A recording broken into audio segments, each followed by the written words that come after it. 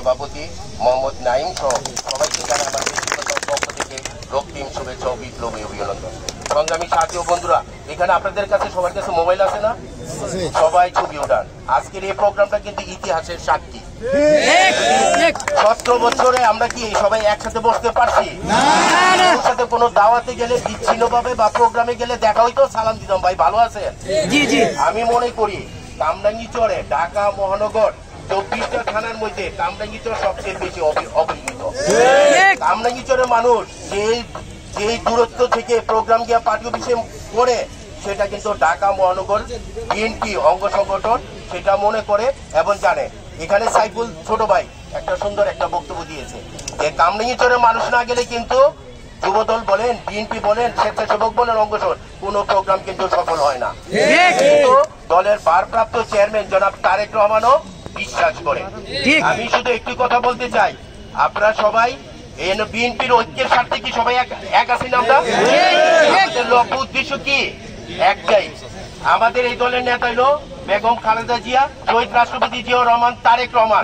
আর আমরা এই দলের সবাই কিন্তু হইল কর্মী। আমরা কিন্তু কেউ নেতা না, আমরা সবাই কর্মী। আজকে এখানে আমাদের ডাক দিয়েছে যে আমরা মহানগর বিএনপি 24টা থানায় যে প্রোগ্রাম করেছে, এই 24টা প্রোগ্রামের চাইতে সবচেয়ে সফল প্রোগ্রাম যদি আমরা না করতে পারি, তাহলে আমরা যে মহানগরের নেতা আছি বা আমরা দীর্ঘদিন যে পরিশ্রম করছি, এটা কিন্তু আমাদের ব্যর্থ হয়ে যাবে। যারা অঙ্গ সংগঠন আছে, বিএনপি আছে, আমরা শত শত মিছিল নিয়ে আসলাম, কেউ বসলো না, সবাই চলে গেলাম, তাইলে কিন্তু হবে না। এখানে অঙ্গ সংগঠনের যারা আছে, যে জায়গায় স্বেচ্ছাসেবক দল বসবে, ওই জায়গায় স্বেচ্ছাসেবকের ভলান্টিয়ারের দায়িত্ব ওরাই পালন করবে। বিএনপি অঙ্গ সংগঠন যাওয়ার দরকার নাই। যুবদল যারা আছে, যুবদলের দায়িত্ব যারা আছে, ওরা ওই দায়িত্ব পালন করবে। বিএনপি যে জায়গায় বসবো, বিএনপির ভলান্টিয়ারের দায়িত্ব, বিএনপি ওই জায়গায় দায়িত্ব পালন করবে। আরেকটা কথা বলতে চাই, আমাদের এই কামরাঙ্গীরচরে অনেকে আছে হাইব্রিড দিয়ে কিন্তু ভরে গেছে, তারা কিন্তু প্রোগ্রামে আইসা বিক্রি করার চেষ্টা করবে। সবাই ঐক্যবদ্ধ থাকতে হবে, সবাই সজাগ থাকতে হবে। ঢাকা মহানগর দক্ষিণ বিএনপিকে বুঝাই দিতে হবে এই কামরাঙ্গীরচরের মাটি বেগম খালেদা জিয়ার ঘাঁটি, তারেক রহমানের ঘাঁটি। এখানে আমাদের সিনিয়র নেতৃবৃন্দ আছে, তারা দিক নির্দেশনামূলক বক্তব্য দিবে। আমরা তো কোথায় এর আগে পল্টনে যে আমরা সমাবেশ করছি, আমরা অনেকে কিন্তু না খেয়ে কিন্তু শেষ পর্যন্ত প্রোগ্রাম করছি না একদিনের জন্য। অন্তত এই 25 তারিখে 12টা থেকে সন্ধ্যা পর্যন্ত আমরা কি না খেয়ে থাকতে পারবো না? সবাই আমরা সবাই ইমানের দায়িত্ব হিসেবে সেই দিন প্রোগ্রাম শেষ করে আমরা সবাই ঘরে ফিরে যাব।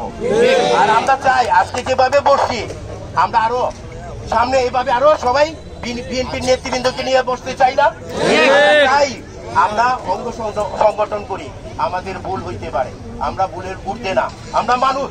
আমরা চাই বিএনপি এভাবে আমাদের ডাকবো, আমরা অন্তত বিএনপির ডাকে সবাই ঐক্যবদ্ধ থাকবো। আশা প্রত্যাশায় ব্যক্ত করে আমি আমার বক্তব্য শেষ করছি। খোদা হাফেজ। বাংলাদেশ জিন্দাবাদ, বাংলাদেশ জাতীয়তাবাদী যুবদল জিন্দাবাদ। সবাইকে ধন্যবাদ।